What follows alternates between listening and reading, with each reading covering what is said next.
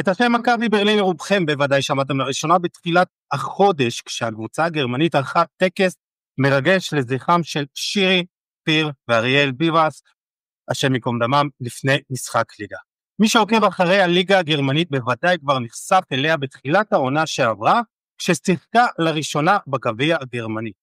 הסיפור של מכבי ברלין הוא מרתק, במיוחד כי היא נחשבת לקבוצה היהודית היחידה שמשחקת מחוץ לישראל, והיא גלגול של קבוצה עם השם הכי מקורי ששמעתם אי פעם, בר כוכבא ברלין, שהוקמה אי שם בסוף המאה ה-19. היא מורכבת משחקנים יהודים ברובה, אבל לא רק, ומשחקים בה מכל הדתות, והקפטן שלה הוא אחד עם שם של טייס, דורון ברוק, והוא איתנו כאן היום כדי לספר על הקבוצה המיוחדת שלו, המחווה המדהימה שלה לביבסים, וגם קצת עליו, אבל קודם כל, פתיח ומתחילים.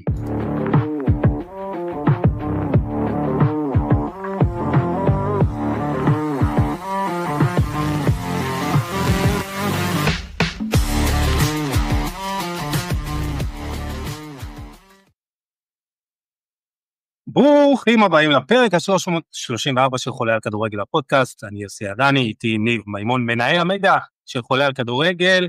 על הניב. היי יוסי, מה שלומך? בסדר גמור, ואנחנו מאוד שמחים לארח את קפטן מכבי ברלין, דורון ברוק. הראיון התקיים באנגלית, ואנחנו נשתדל גם להעלות את הדברים המרכזיים ממנו לכתבה באתר של חולה על כדורגל, וכמובן גם ברילסים ברשתות. אז שלום דורון, איך העברית שלך? ככה, אז אני לא I'm not in practice. אוקיי. הייתי כמה שנים בארץ ולמדתי שם, אבל בבינתחומי באנגלית, אז העברית שלי לא 100%, אבל אני מנסה. אוקיי. When you came here to Israel, you learned in the university. What is the first Hebrew word that they taught you?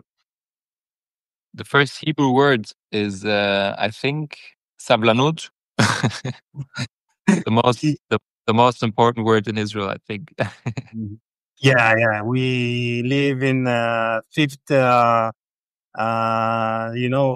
high speed every time and everything. But you have a great time here in Israel, I suppose. You also played futsal for the university. Yeah. Yes. I played futsal. Before that, even when I was 19, I came to Israel to train with Hapoel Tel Aviv. 2014-15, Asi Dom was the coach, the manager. It didn't work out so well. All in all, I think football in Israel is a bit different than in Germany.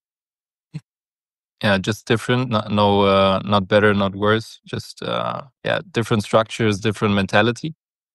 Different weather. So it didn't work out so well. I went back to Germany and then I went back to study in the IDC. And I played a bit with Hapoel Kfar Saba in the second division, but I'm a very competitive guy. So always when I play football, I tend to forget all the other things. So I didn't want to forget my studies, and that's why I just played in the futsal team and the football team of the university. Yes. For how many years have you played in Israel? In total, I think 5 years. And how was the experience in Israel in the leagues? Like I said, football-wise, the level was pretty high. Especially technique is very good, and physicality is good in Israel. Very physical way of playing. When it comes to passing, I had the feeling, I was growing up in youth academies in Germany, where passing is a good thing. You try to pass to the next guy in order to make room to play. In Israel, I think if you pass the ball, it's a sign of weakness. If you pass the ball, the people think you're not good enough to dribble around the other players. So it's a bit different kind of style.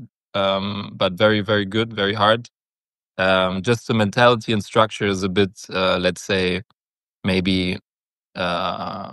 challenging when you come from Europe. But yes, I had a great time. So you think that you could have stayed in Hapoel Tel Aviv and made a career here in the Israeli football? Maybe if I would have gambled 100% on it, but you know how the salary is in Israel. It's not unfortunately that you can play until 35 and then you can just make a living from it. So I knew that I wouldn't be good enough for the top 5% to make a living after 35. So I went to make a plan with my brain, and it worked out well. But at least I tried it. My dad, who's from Israel, always told me you have to try it when you're young, because other things you can do all the other things when you're old, but football you cannot make up when you're old. It's never too late, you just 31, no? Yeah, I'm 30. But 30. when we came to the cup, now last year and won the Berlin Cup, a few agents from Israel contacted me again and asked if I want to play in Israel. Okay. But I, as much as I love Israel, I think the career football-wise is let's say not at the peak anymore. Never say never. And you are play as a midfielder, yeah? Yes, I'm a central midfielder. Okay. Before you spoke about the Berlin Cup, can you explain us about this tournament and why it is so important for this club and how it's connected to the German Cup? Yes, so there's in every state there's a tournament from all the teams, all the senior teams, all the amateur teams, and they compete to win it in the whole season, like a normal cup. And the winner from every state goes to the first round of the big DFB Cup, where all the professional teams play. So it's very hard to win the cup, because all the teams, all the senior teams from Berlin are trying to win it, and there's teams from the Regionalliga, semi-professional teams. And it was a very, very big success. I think the biggest success in our club history to win it in 2023, and also very big media,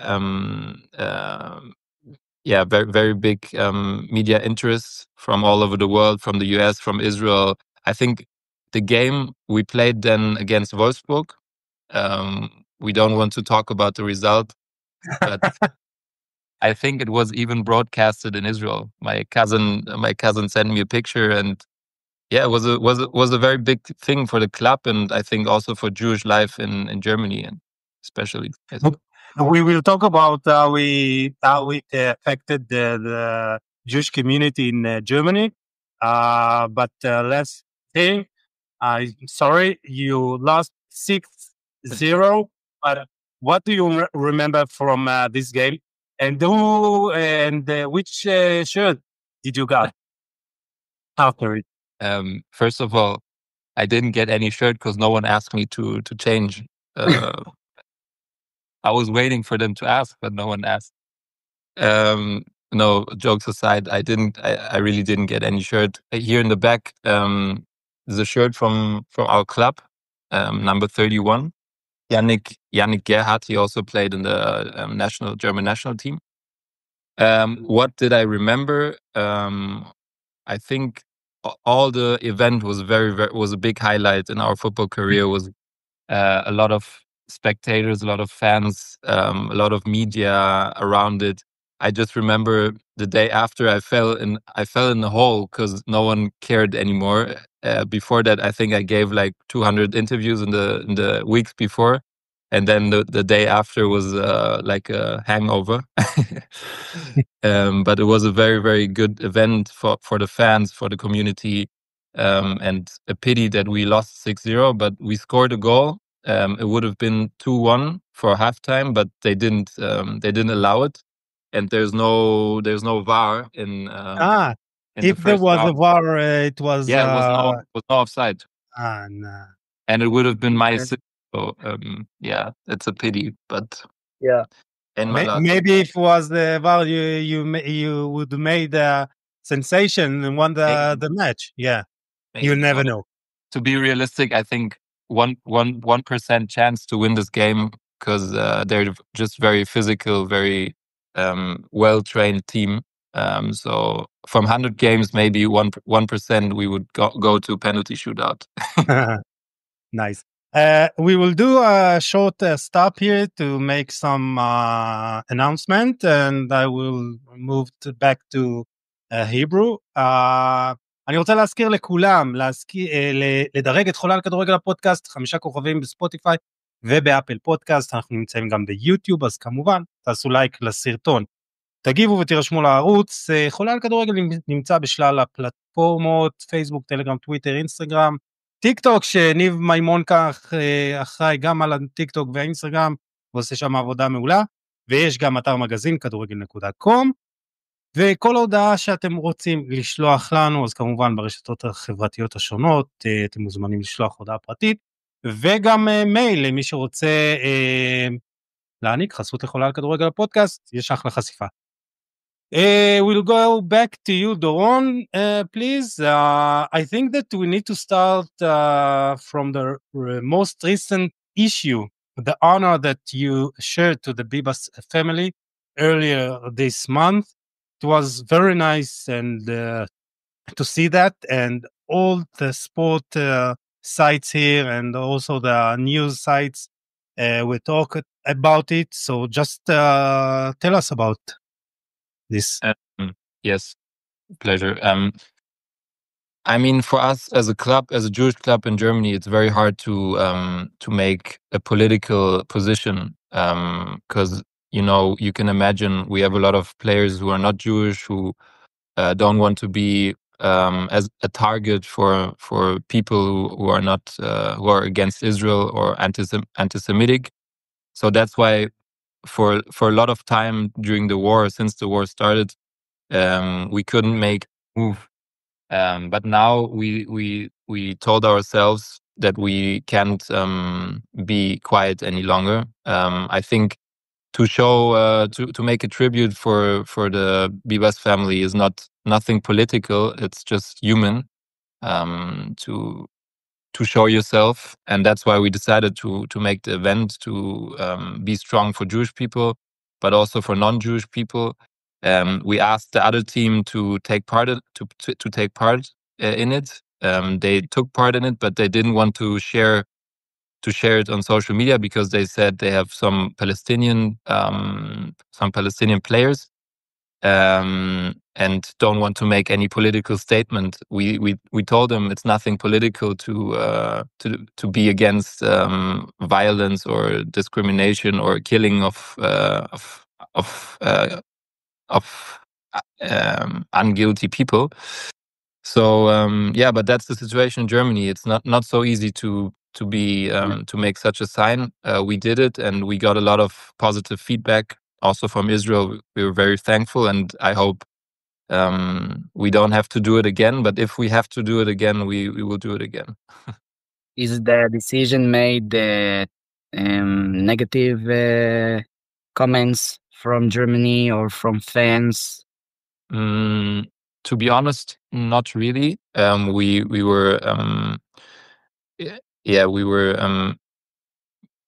we were scared a bit that we get some negative feedback also from our players. We were scared maybe some of our players, which are also partly Muslim, don't want to play in the Biebs shirt.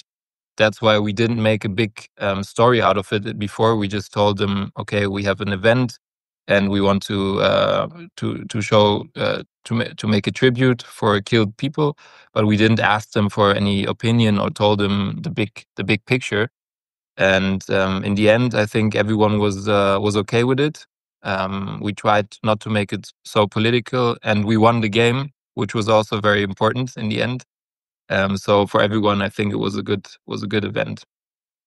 So tell us about the team. You said that you have some Muslim players and players from Africa and other countries.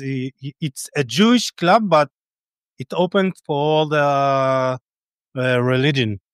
Yeah, I mean, it's hard to have 11 Jewish people in Berlin to play good in the league. So We have to be open. No, jokes aside, we want to be open. We are a Jewish club. We have a Jewish identity and Jewish DNS. What does it mean? It doesn't mean that we force everyone to go to the synagogue or to make tefillin every day. But we have some values. We don't play on Shabbat, the home games. We don't play on holidays, and we try to make such tributes to support Jewish life.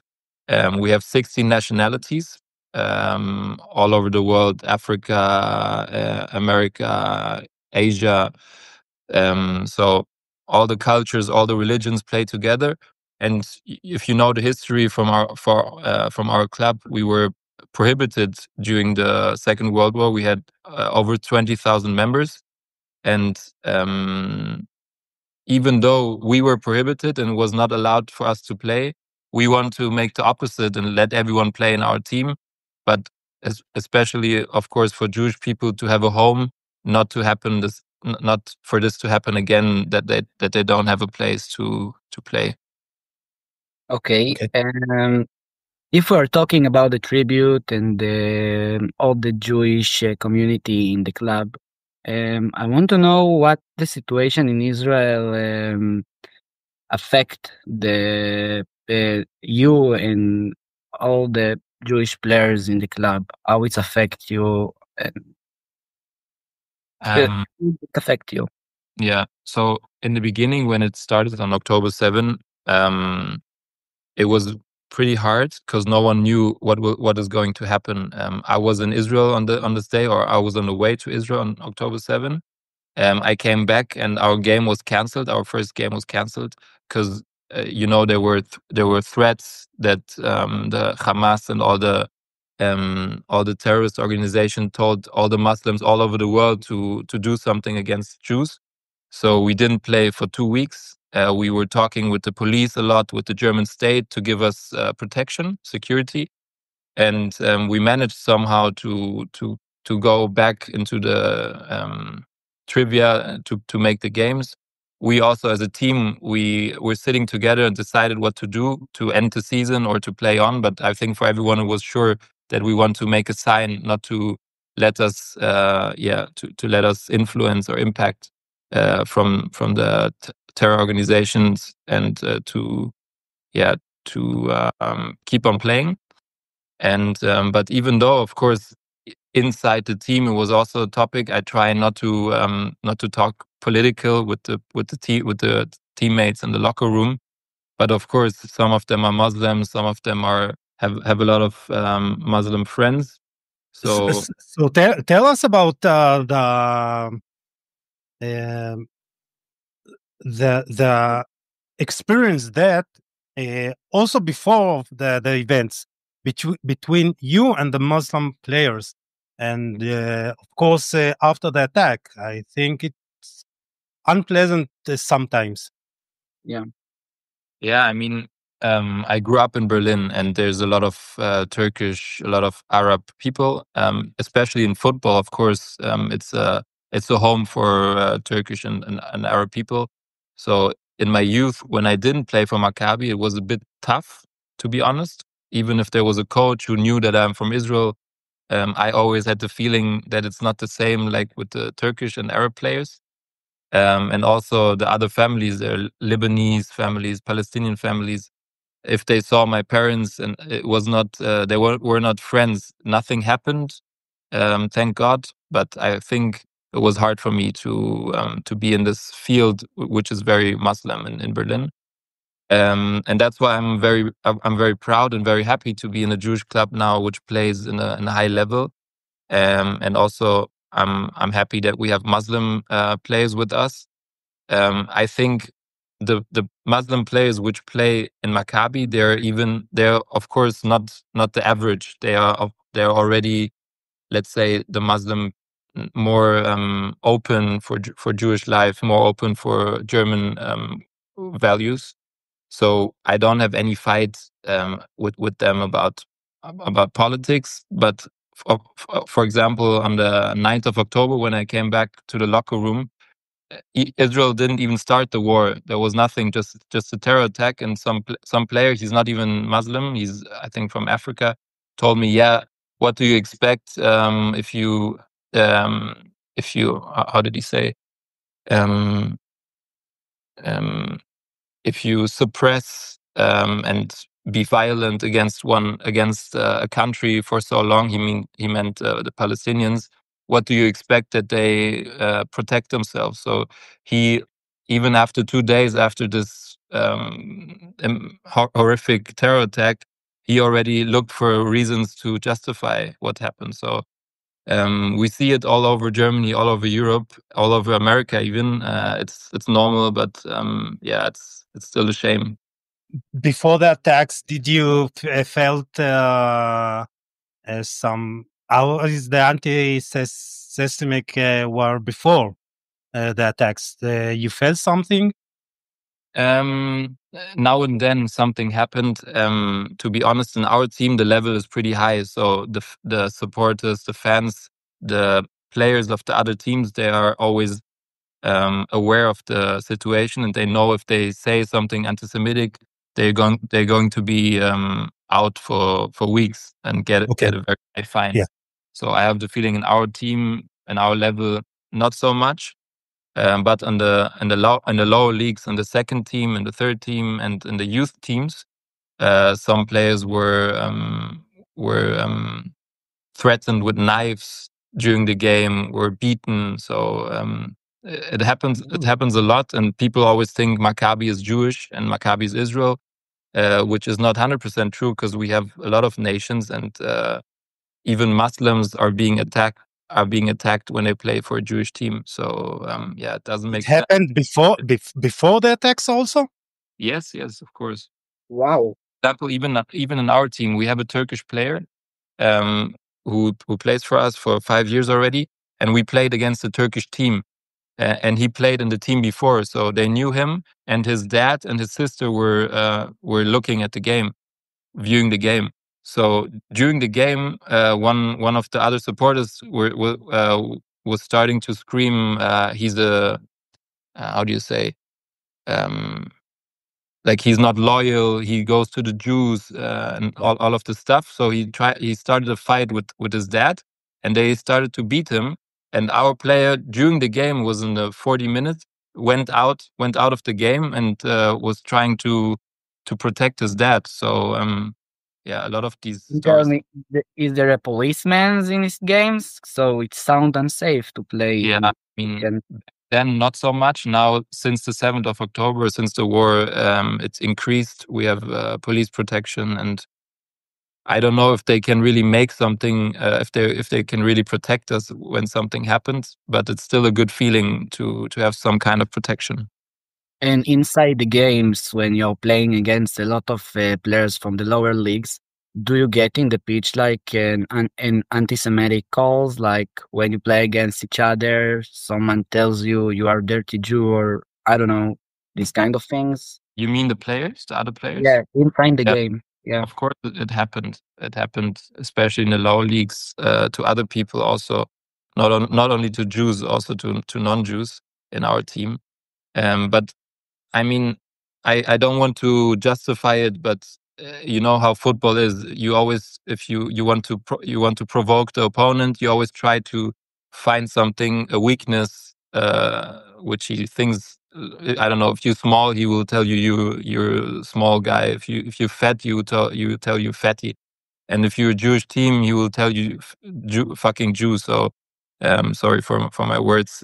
I don't know if it's always anti-Semitic. It's just in sports, the barrier to do something like that is not so high than in normal life.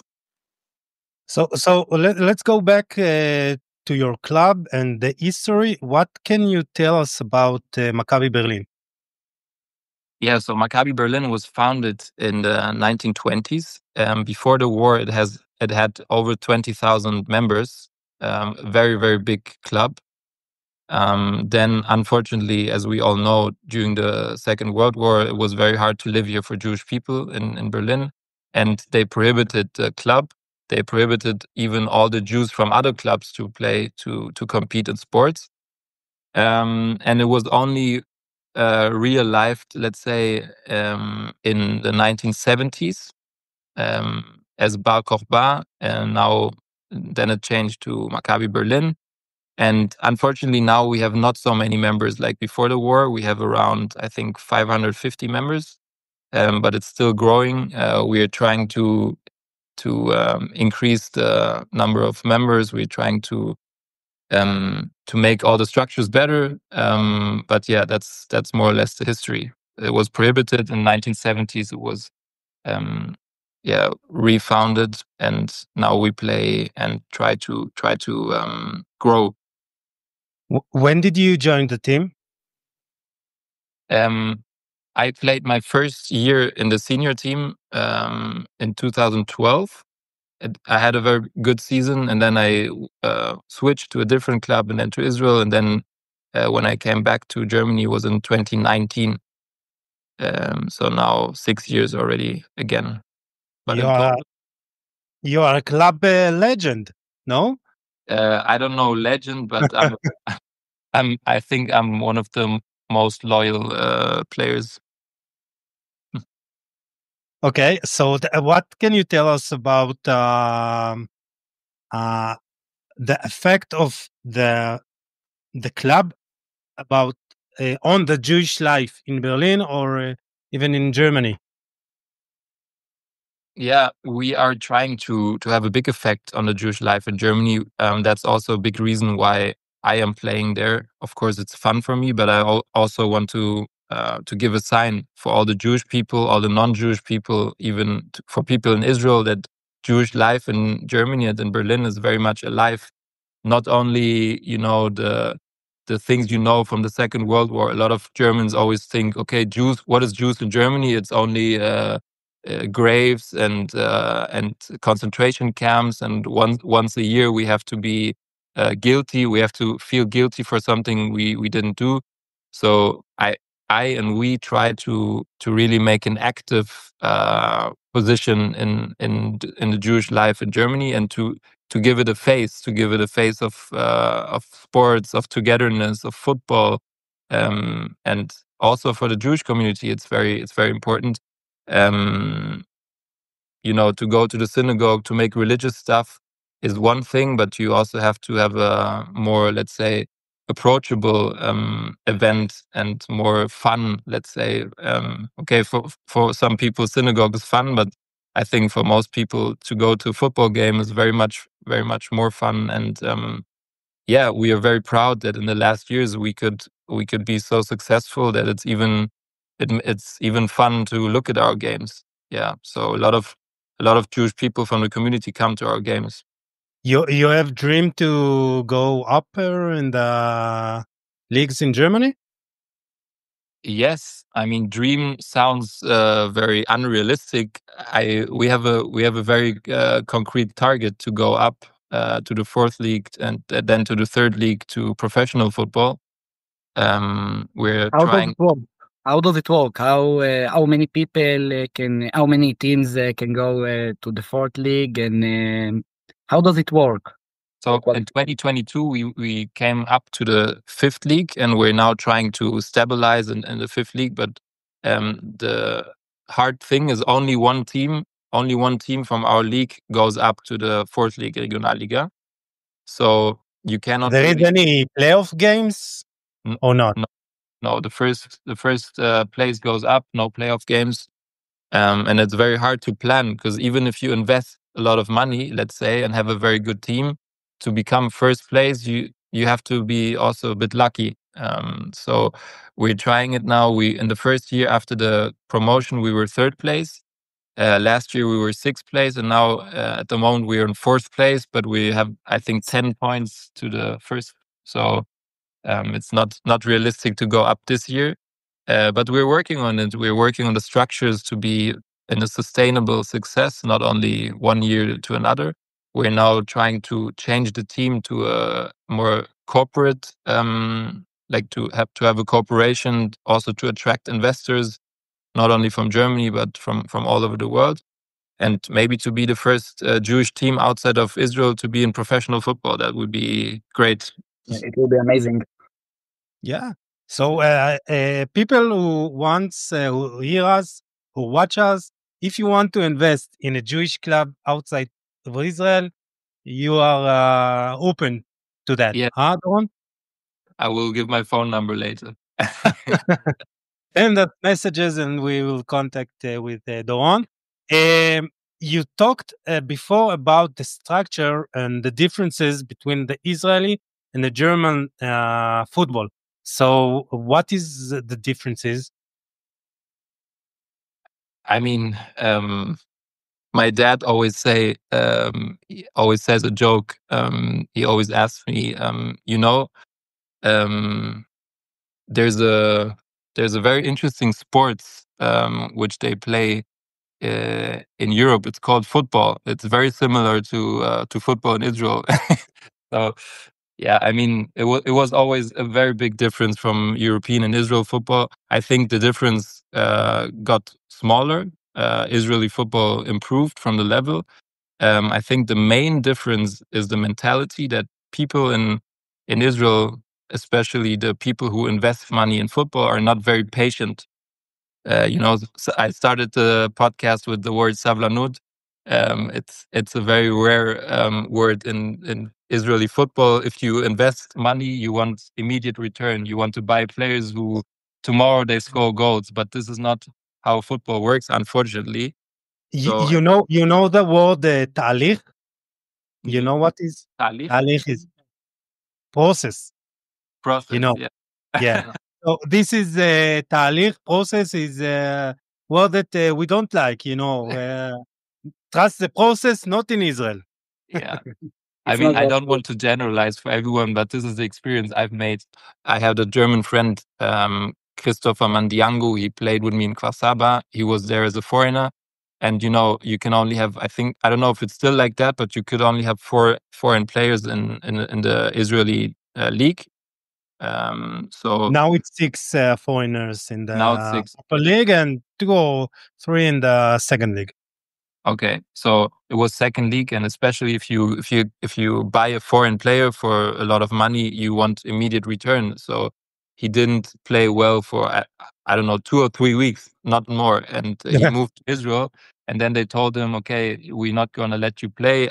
Either you're going to end the contract, or you're going to run the rest of the season. You're only going to run. So this is, it happens all over the world. I don't want to make it an Israeli phenomenon, but in Israel, I think what you just say, the process is just very, very, very short. In Germany, if you want to integrate youth players, for example, you have to be patient because they don't perform from the first day. You have to give them chance. And sometimes the success and the games will not be so successful as with the other players, but on the long term, you're going to build a very good team with not so much money. And this is a difference. I think if you look at what was it, under 20 Israeli national team, which was now very successful in the World Cup. I think Israel has a very, very strong, very good youth department and academies. But I think maybe it's missing a bit the integration of the players into the senior teams. So first of all, you talked about a lot about Israel, and I really want to know how was your experience in Israel when you played in Hapoel Tel Aviv and with Hapoel Kfar Saba? Like how you felt, how they, how do you add a connection, because you don't have a good Hebrew, so how did you connect with the players, with the language and with their habits? Because you're from Germany. So it's very good question. I came there as a coincidence. My dad knew Eyal Berkovich, who was a very, I don't have to introduce you to him. He's a very special character. So I came, I was, preparing myself, going for runs, then coming to Israel I think I was 19, doing the medical check. And then I come to the office of Eyal of Eyal Berkovic with my dad from Germany as a 19-year-old growing up in the academy there, and that was already the first big, let's say the first big event. He gave me like 2 minutes with my dad. He was asking me where I come from, which team, did I play national team, and then he told me, I give you 3 days here, and then you're going to be back in Germany. So I took the challenge and was trying to not make him being right. And in the end, it was I think 8 months. But yeah, I already saw that football in Israel, and he was the not manager, he was the CEO, I think, at that time. Yeah. I already saw the big difference, and then I came to the locker room. I got my seat. The locker room, senior team, yeah. Yes, in the senior team. With the senior team. Of course, they don't care for any new player now to come with 19 years. They didn't look at me.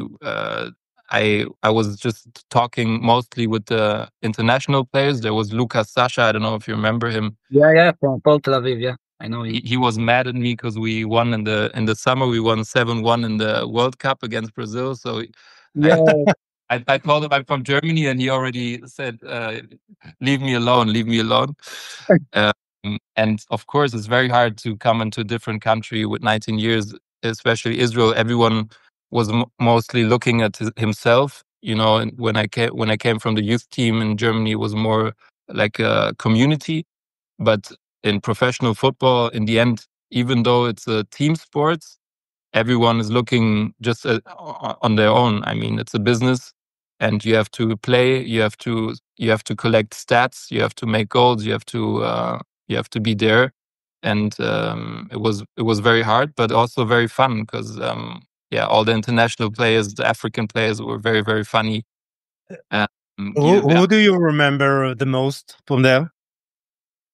The most, I was a guy was picking me up always for training. He was called Harmony Ikanda. I don't know if you remember him. Omri Canada? Harmony Ikanda. Harmony Ikanda. Yes. He played also, I think, in Beitar.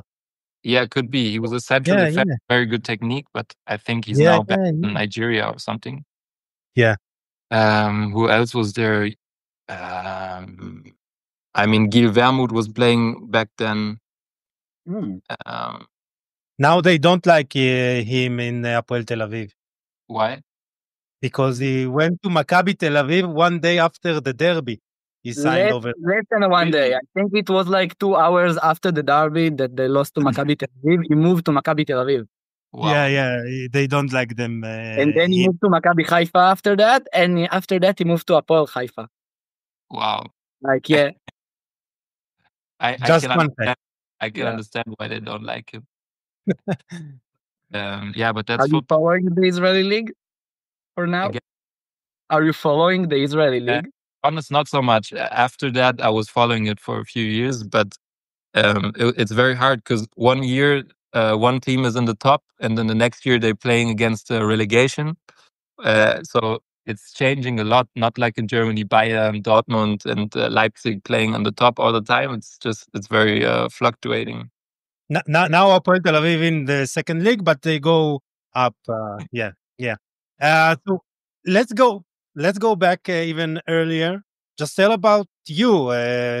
Where did you born? And you said that your father is an Israeli. Mm-hmm. I was born in Berlin. Grew up in Berlin. Did everything in Berlin until 18, 19. My dad is from Jerusalem. Nice. I'm also from Jerusalem. Yeah. He's a bit older. But he loves Jerusalem. He grew up there in the 1950s, so he had a very tough time with his German parents. My grandparents were from Germany and Austria, so they were speaking German at home. And now he loves Germany. He likes to go back for visiting Israel, but he always complains about the structures. And he played in what's the name of the team? Apol Jerusalem, Katamon. Yeah, now there was Apol Jerusalem, then people from Apol Jerusalem opened a team, Apol Katamon, and now Apol Jerusalem were Apol Jerusalem are they took the name, and Apol Jerusalem, the first one, is not exists Okay. now. Which league? First league. First The league? Liga Tal. Yeah. Wow. Apol Jerusalem. When I was there, they were third league, I think. Katamon. Yeah. They go up and they do nice work. Yeah. Yeah, they also have a lot of fans, right? Yeah. Beitar more. Beitar Jerusalem in Jerusalem. You a Beitar? Huh? You a Beitar fan? Yeah. I grew up as a Beitar fan, and I worked there also. And my cousin too. He's a very he goes almost to every game from Beitar. Yeah. Now we're in nice times. We have a good team, and fourth place. So if you need a club to see, it's Beitar Jerusalem. Many goals, for and against. You will enjoy. Yeah, nice. I will come. I miss Israel. I was there in July for the last time, but I will come back for the Maccabi hopefully this year. With Germany, I guess. Yeah, for Germany, but it's going to be in Jerusalem, so maybe we'll have a chance. We will see each other. We will see each other. But when did you start to play football in Germany? Very early, when I was 3. Wow. Yeah, it's my passion for all my life. What do you remember from growing up as a football player? What do I remember? I remember, for example, the first training. I was so small, I didn't want to go on the field alone, so I went with my sister, my big sister. She's 11 years older, so I went with her on the hand, and she was running with me all over the pitch. So that was my first training. What else? Yeah, I mean, I think it is very important for someone to make a team sports which he is passionate about. It's fun. A lot of people now go to the gym, which is also fun, but it's not. If you do it alone and then you're lazy and it's not fun, you always have problems. Football is also for the life. You learn to be on time. You learn to be consistent. You learn to be in a team. You learn to be competitive. So when I have kids one day, I will also send them to football because it's very good for your character as well. But in Germany, not in Israel. We'll see about that. How was the academies in Germany? Is it harder than Israel? I don't know. How was the level? I mean, I didn't see an academy in Israel. I think if I look at the results from the youth teams in Israel, I think the level is pretty high. What I also think is probably in Germany it's a bit more professional because we have a lot more players and maybe the same amount of academies. So it's a smaller chance to come into the academy. You have to sacrifice a lot. You have to be in the school there. You have to move. A lot of young players are moving. Nowadays when you're 15 and you're not training with the Bundesliga team, you're already out more or less. When I was young, when I don't know, if you were 20, you could still come into the Bundesliga even if you were not be in the academy. Nowadays, if you're not in the academy with 15, 16, it's, I think, very, very hard to be a player in the Bundesliga. So what did you take from growing up as a youth player in Germany? What did I take from it? Yeah. Yeah, I mean, my style of playing, of course, is very German. I'm very physical. Very physical? I'm a very physical player, very good in duels, like fights. Not so much technique. I heard, I have a friend, he's coach in Hertha BSC from the under 15. he made a tournament now in Spain, and he says the Spanish style of playing is very, very different. They go only on technique. Every player, even the defenders, know how to Move the ball.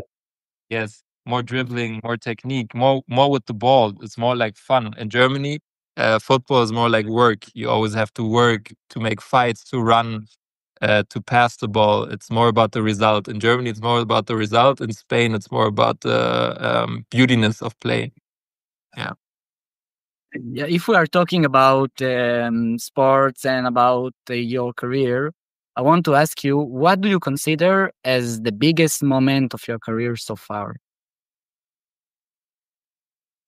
Yeah, I mean, we already spoke about it, I think. Of Wolfsburg? course, yeah, maybe in the youth there were some things which happened, but of course I look at the last years, the especially the success with Maccabi Berlin. Wolfsburg was not even. It was a very good event, but as a competitor in football, if you are an athlete, you always want to win. So the final, which we won before the game, which qualified us for the Wolfsburg game, was the best game and one of the best days in my life. I think was we won in extra time. It was 1-1 for 90 minutes, and then we won in extra time 3-1. It was also a very, very big game. And How was the feeling in that game? Again? In that game, how was the feeling before you knew that you will play against Wolfsburg? I mean, the feeling before the game was very, very tensed. In the Wolfsburg game, we could only win. I mean, no one thought that we were going to win against Wolfsburg. But in the final, we were playing a team even from one league down. So everyone already said congratulations 2 weeks before the game because they thought we were going to win for sure. But you know, if in such a important game when everyone is trying to give their best, and for the other team it was also one of the biggest days in their life. So it was a very, very tough game before, and but even more when we won it was a very, very big relief and very, very big happiness on this day. And in that draw, when you saw that you drew against Wolfsburg after you won, how was the felt? Like how you felt? If you felt sadness, happiness? I mean, You wanted Bayern, maybe. Yes, No? 100%. I mean, there's two options always with these draws. Either you go for the best team with the biggest media coverage and the most supporters, and you anyways can't win, or you go for a smaller team and you try to win the game. I mean, Wolfsburg is a very, very tough combination because it's not a lot of media coverage, and you don't really have a chance. Yes. So, but Wolfsburg is pretty close to Berlin. It's like 1 hour with the train. So it's not so bad because a lot of spectators came, I think like 3,000 from Wolfsburg. And they're a very professional team. They helped us a lot with the organization of the game. They have a very big team behind it. You know, Volkswagen is behind it, a lot of money. So it could have been worse, I think. I mean, Heidenheim or who else? Augsburg. Yes. It's very far away, and we still wouldn't have a chance. So I think it was somewhere in the middle. You know, when we watch the draw, it's like they draw one thing and then the next, and a lot of bad teams like Augsburg, Heidenheim, Fürth, a lot of bad teams already went out. So I was hoping for Dortmund, Union Berlin, Hertha, Bayern. And then I was a bit disappointed when they chose Wolfsburg. Maybe next year, you know. Maybe next year, yeah. It's a sign for us to come back. Yeah. Tell us about the lower leagues in Germany. How is the experience, the level, the matches? You mean in our league? Yeah. Your league, the sixth league, it's not so professional, and you know the experience with the referees and the arrangement and the fans and the players and everything. Yeah. So we're now playing the 5th league, which is called Oberliga. We are having away games like the furthest away is like 3 hours in Rostock. We're playing the second team of Hansa Rostock in 2 weeks. So it's very, very nice because I like it to go into the bus with our team to have a good atmosphere. And even especially if you win the game, the atmosphere is even better after the game. So it's pretty, let's say, semi-professional. Some games have a lot of spectators, but the league, which is really, really changing, is the Regionalliga 1 league above. They have like some teams have like 10,000 spectators per game, and it's almost, let's say, comparable with some teams in the Liga Tal. I think I would compare the Regionalliga more with the Liga Leumit from the level. Even though, of course, the style of playing is different. The Regionalliga is very, very physical, not so much technique. I think Liga Leumit is more technique and better players. But I think on the average, you could maybe compare it. And the 3rd league, maybe here you can compare it to Liga Tal. Of course, the bigger teams like Maccabi Tel Aviv, Maccabi Haifa, they play international in Europe. They could also play maybe in the Bundesliga or in the 2nd Bundesliga. But on average, the lower teams, I think, in Liga Tal are maybe 3rd league level. How many days do you train now? We have a very very crazy coach. He used to every day. Every day, yes. He's the best friend of, I don't know if you heard of him, Hermann Gerland. He used to be 2nd coach in Bayern Munich. He's a very old guy. And our coach is known for fitness, for running a lot. So he's training with us every day. I mean, you don't have to go every day because a lot of players work like me. So I go like 3 to 4 times a week plus game. But he's very crazy, and with the young players, we have some young players who want still to become professional. He's training with them every day. Yeah, about the league, you said in the interview that only the first place in the league can go up to the 4th league. So what I want to ask you is, how do you stay motivated throughout a long and demanding season? I mean, yeah, it's a very long season. In order to become champion, you always have to. It's not only always the best team. It's the team with the best mentality, with the best. Also with the most with the biggest squad, maybe, because you can have some injuries.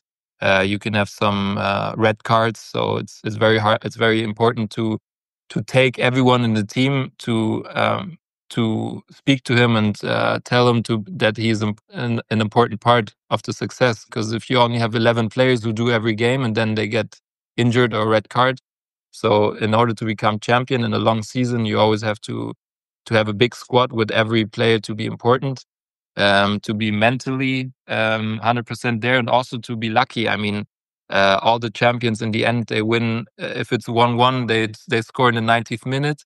And the ones who don't become champion, they concede in the 90th minute. So you saw Leverkusen, how they won every game in the 90th minute always, and they didn't lose. This is also mentality, but of course also a bit luck. Yeah. So maybe you will call for players from Israel if they want to play with you. Anytime. It's possible? Yeah, it's very possible. We had a lot of Israel tryouts and everything. Trials and even players to play with us. It's just a bit hard because people who come, for example, from Liga Leumit, they expect here to make a living and money. And you don't make money from football. Again? You don't make money from football in the 5th league. You make money from it, but it's not enough money that you come, especially from Israel, to Berlin. So you need to have work or maybe a rich dad. Yeah, maybe, or you do something on the side. I mean, to be a student or to learn German. But to come especially here for the football career, I think it doesn't really make sense. Or you want to invest 1 year to maybe not make so much money and then go up to the Regionalliga if you're a very good player. But to be honest, also the style of playing is a bit different. So our coach right now likes Just more. long balls and hit and run and something like that? Yes. Not only we try to play football, of course, but it's more physical, more duels, more fitness, and not so much maybe like in Liga Low Meet, not so much football. Yeah. And when you meet people, I want to ask you about something. When you meet people around the world, are you telling them you are from Berlin or that you're from Germany? It's Berlin, of course. right Yes, away. I just had the discussion with one friend of mine that I always say Berlin. I don't want to say German. I don't know why. I mean, in Germany we have the problem, not only Jews, but I think every German is not proud to say I'm German. I think it's because of the history mainly.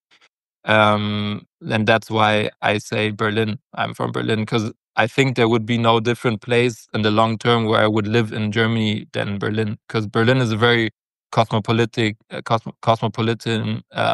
multicultural, let's say, capital, maybe comparable to Tel Aviv, with a lot of people, a lot of cultures. And I don't know if I would live in Munich or in Frankfurt. It would be a bit different. Okay. So just tell us, what are you doing except football? I studied finance. I studied business and economics with finance in the IDC, and then I was working now for 5, 6, 7 years in the real estate financing sector. I was in a fund, and we were financing big real estate projects.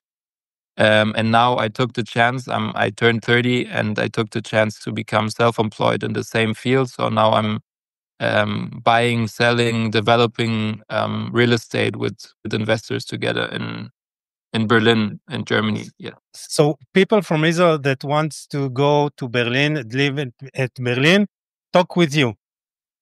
Don't talk with me, please. No, people from Israel who want to invest money in German properties can talk to me. People who are looking for an apartment, it's always hard in Berlin. I mean, I don't have to tell you, in Tel Aviv and all Israel, it's very, very hard. Okay, so we go to the end, but we have a little short questions. The Israel national team will maybe play Germany in the World Cup qualifiers, and they play against Italy in the National League. So the loser will play against Israel. You know that? You mean today, the game, Italy-Germany? Yeah, there is 2 legs, and the loser in the team that will lose in the 2 legs play against Israel in the World Cup qualifiers. You know that? I didn't know that, no. Okay. So if Germany will play Israel, who do you support? I think for me it's clear that I will support Israel. You should ask Niv what he's going to support if I look at his shirt. Germany. I know that we will not go to the World Cup. I'm stick with what I have. No, if you remember, Israel played against Germany a friendly game a few years ago, and we lost about 7-0 in Germany. Remember, yes. Yeah. But we played Italy in the national league, so we want Germany. We want to play different teams. You know, it will be. So I'm calling my friends in the German national team and telling them to lose. Yeah. We want to see Nagelsmann. Maybe the games will come back to Israel, and we will see Nagelsmann. Yeah, it would be amazing. Yeah. Before we have short questions, do you want to send a message to the people that are listening now to us, or maybe watching us, or maybe the people in Israel? Do you have a message? Good question. I mean,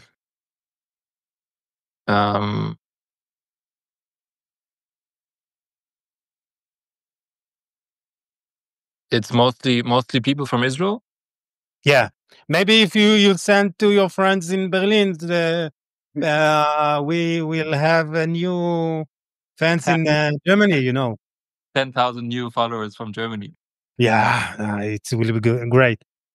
No, I can only say I love Israel. I miss Israel a lot. I thank everyone who's now in Israel to support the country. I'm thinking a lot. I mean, if I want to send a serious statement now, serious topic, not related to football. Thank everyone to protect Israel, to make living there for us possible. I hope everyone stays safe, and I hope maybe football can help us to not think about bad things that happen every day in the war. But thank you everyone to live in Israel, to support Israel, and to help us to maintain the country. Do you have any tip for footballers, maybe Israeli footballers that will come to Germany someday? You have an advice for them? Not to come in the first. No. My advice, I mean, it's a very different life. It's a very different kind of playing. You should always maybe not look at yourself, but look at the team. I know a lot of strong characters in Israel, and you have to be a very strong character in Israel to not only in football but also in life to maintain. It's very different in Germany. German people like more, to be straight, to not be outside of the box. So just try to make your work, and the coach will see you, and you don't have to be outside of the box. Just make what you asked for. One thing that we didn't talk about, and you remember me, about the support of the German football after the 7th of October events. And, all over the world, teams, clubs didn't mention about the Hamas attacks, and just the German football clubs, Werder Bremen, Dortmund, Bayern Munich, St. Pauli, they made a lot of tributes, and we saw especially Werder Bremen and also Dortmund made a lot of tributes for the Israeli fans, the Israeli people, and it was very nice to see that. And maybe it felt good for you, I suppose. Yes, it felt very, very good. Also, we as Maccabi got a lot of support from the bigger teams. I met with Aki Watzke. He's the CEO of Dortmund. He made a lot of good things. I spoke to him, and he also supports Maccabi Berlin. He told me when we need something, we should always reach out to him. So in Germany in general, I mean, a lot of Israeli people ask me, why do you live, especially in Germany, from all the nations?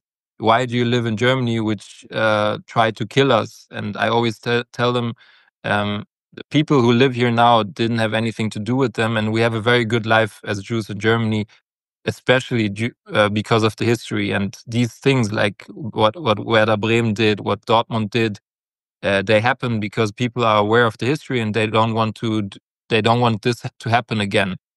So for us as Jews in Germany, it's a very big sign and also now, not only in football, but also in politics, I think we saw that Germany was one of the biggest supporters of Israel. And yeah, that's very good to see and very important in these challenging times. Okay, so we want to say thank you for all the German clubs, but now we have quick questions for the end of the episode. So just throw what comes up in your mind. Okay. Yes, no, or free question. What? Is it yes or no or open question? No. Open questions.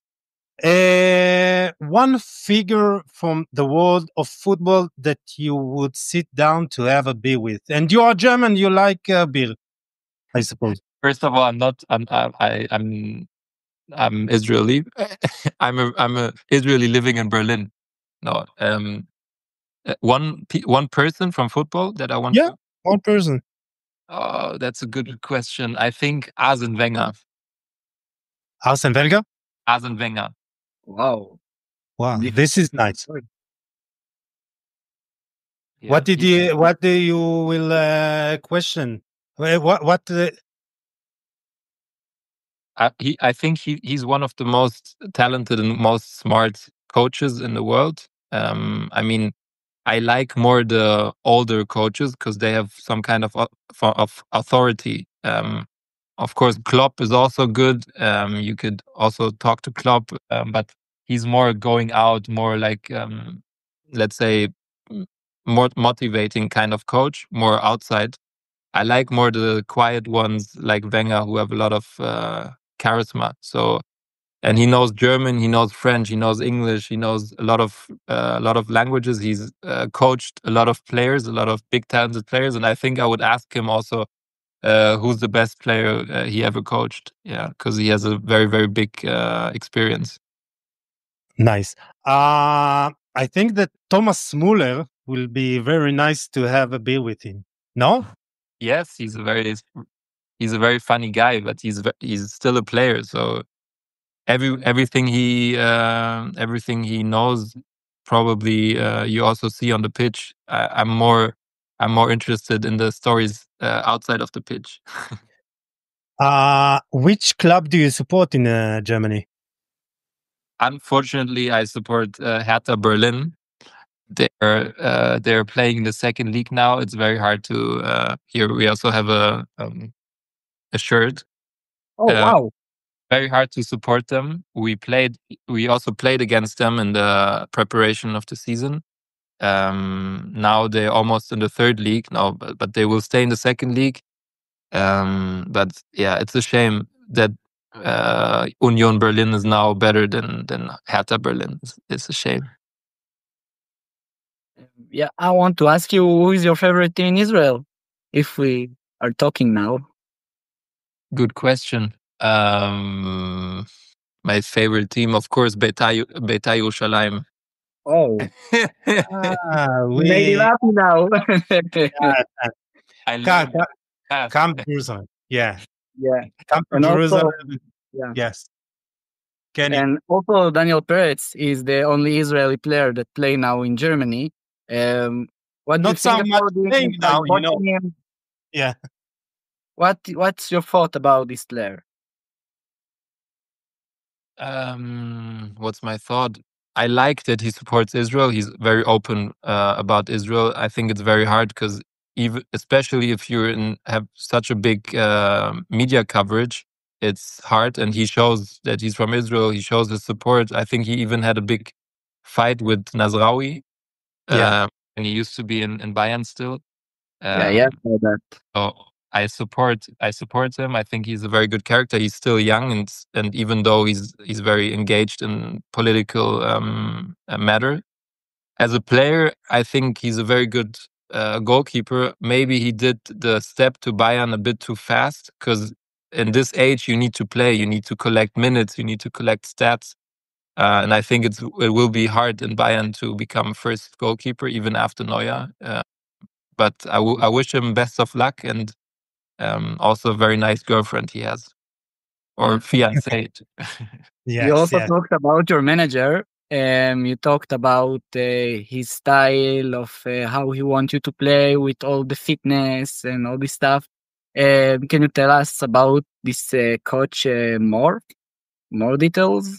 Yeah, he's like I said, he's the best friend of Hermann Gerland, who's the boss, or used to be the boss of the youth department in Bayern. And our coach is he's still scout for the youth department of Bayern. So on the weekends he goes all over Germany and is looking for 16, 17-year-old players for Bayern Munich.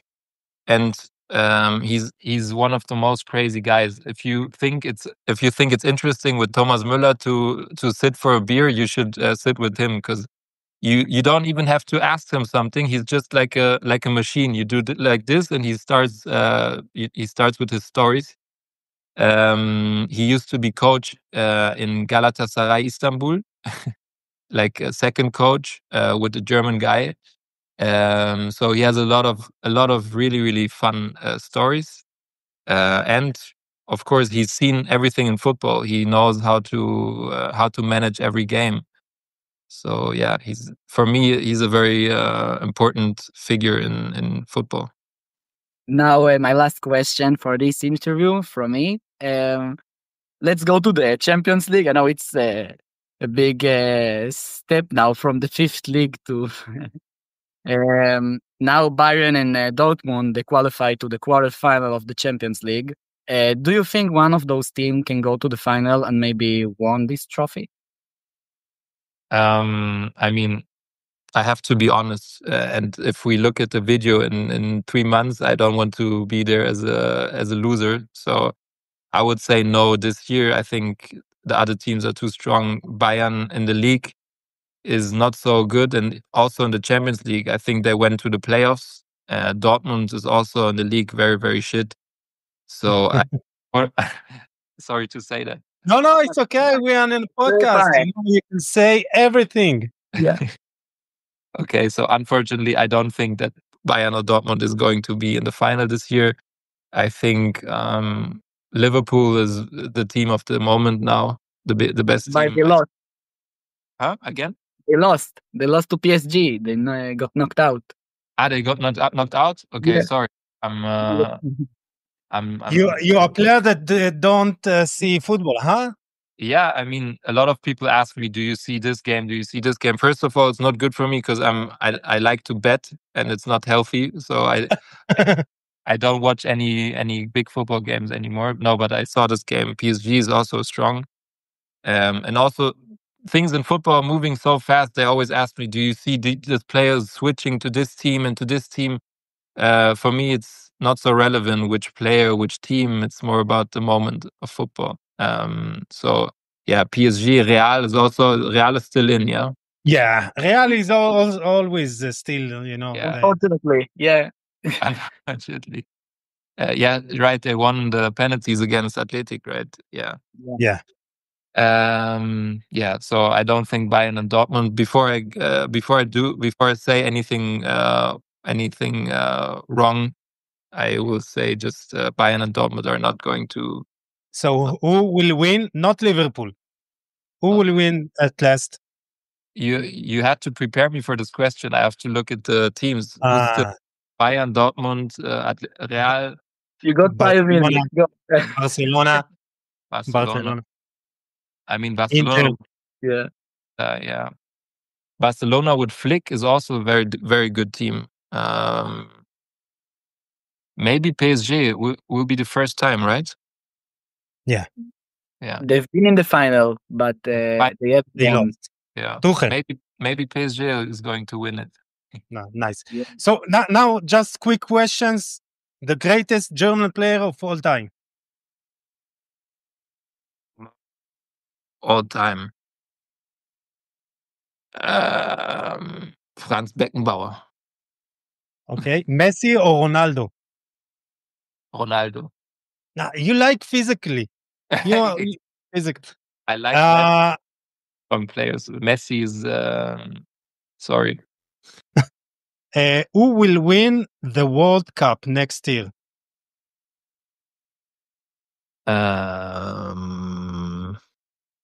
Germany. I think they're not there yet. Maybe England. with Tuchel. Yeah, nice. Does Israel will play there in the World Cup? I hope so. What is your biggest dream? My biggest dream is wow, very good question.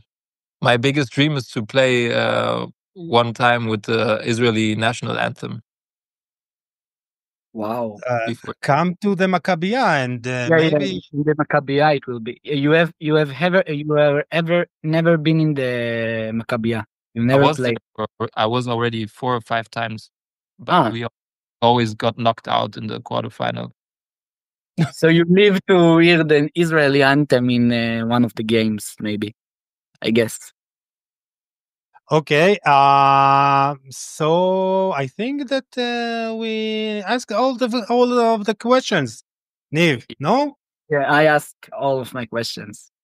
Okay. Thank you so much. It was very, very, very nice. I made a lot of interviews But I've really rarely seen so well prepared interview. Thank you so much. Yes, thanks to Niv, because he did all most of the job. But so thank you, Niv. Thank you, Niv. You're welcome. It's really important for me to bring to show Israel that there's football clubs that also support them and support the Jewish identity, and it's really important to bring this interview to the world and to Israel. Not to hide your identity, especially these times, So thank you also for that, and also for the interview. So now we just want to say goodbye from the people that see us and watch us. אנחנו נתראה בפרק הבא, ותגיבו, תשתפו, ואנחנו מסיימים עם מה שאנחנו מסיימים בשנה וחצי האחרונה. דורון, אתה תכיר את זה, עם ישראל חי. עם ישראל חי.